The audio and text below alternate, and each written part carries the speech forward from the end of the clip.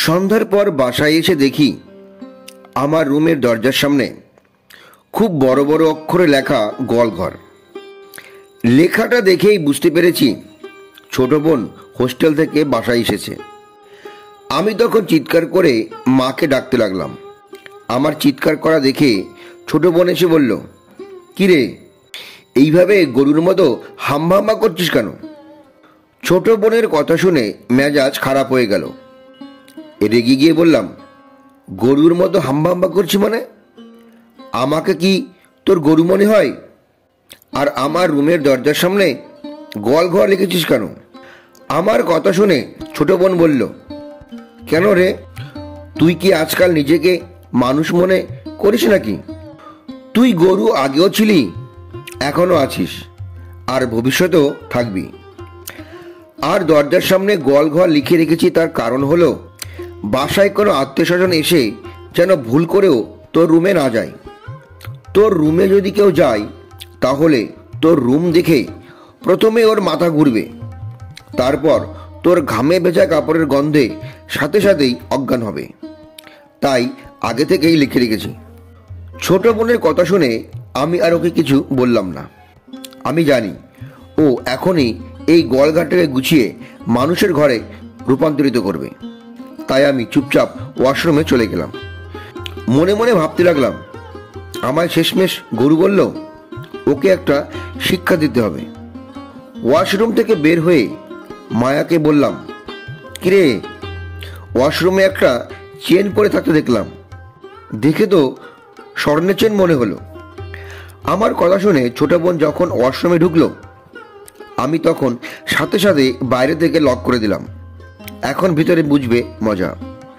আমি commode flush না করে এসেছি, আমায় গরু বলে ডাকা, তাই গরুর মতো একটা কাজ করেছি।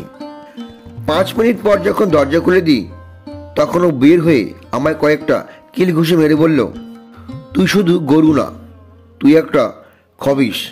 ছি ছি ছি ছি। ছোট বোন আমার উপর প্রতিশোধ নেওয়ার জন্য খুব আয়োজন করে হালিম রান্না করলো, কিন্তু আমি এত রিকোয়েস্ট করার পরেও আমায় একটুও দিল না। সোফায় বসে টিভি দেখছিলাম, ও তখন আমার পাশে এসে বসলো আর গরম হালিম ফু দিয়ে খেতে লাগলো। আমি তখন ছোট বোনকে আস্তে করে বললাম, আজ ওয়াশরুমে যে জিনিসটা রেখে এসেছিলাম সেই জিনিসটার রং আর হালিমটার রং এক না রে। আমার কথা শুনে ছোট বোন হালিম রেখে ওয়াক ওয়াক করে ওয়াশরুমের দিকে চলে গেল, আর আমি সোফায় পায়ের উপর পা তুলে হালিম খেতে লাগলাম। রাত 11টা বাজে। আমি শুয়ে শুয়ে ফোন টিপছি, এমন সময় কি যেন একটা শব্দ হলো। আমি রুম থেকে বের হয়ে দেখি ড্রয়িং রুমে মায়া অজ্ঞান হয়ে পড়ে আছে।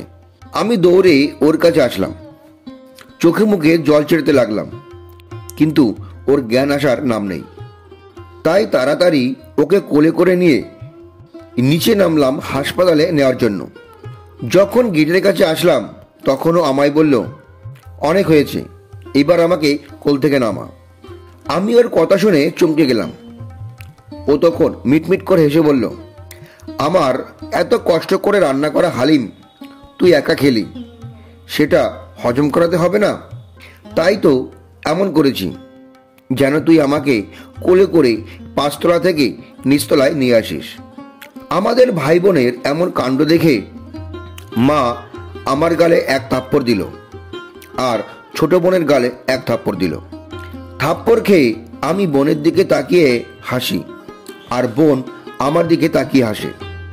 ছোট বোনকে টিকিট কেটে বাসে তুলে দিই আর বারবার বলে দিই বাসে যেন না ঘুমায় আর হোস্টেলে পৌঁছে যেন আমায় ফোন দেয়। বাস ছেড়ে দেওয়ার সময় ছোট বোন আমার হাতে রঙিন কাগজে মোড়া একটা প্যাকেট দেয়। বাসায় এসে কাগজটা খুলে দেখি একটা সিগারেটের প্যাকেট। প্রতিটা সিগারেটের গায়ে কলম দিয়ে লেখা মায়া, আর সাথে একটা চিরকুট, আর তাতে লেখা ছিল, ভাইয়া, তোকে আমি প্রচণ্ড রকম ভালোবাসি, আমি চাই তুই অনেক অনেক বছর বেঁচে থাক। আজ থেকে এই সিগারেটটা হলাম আমি।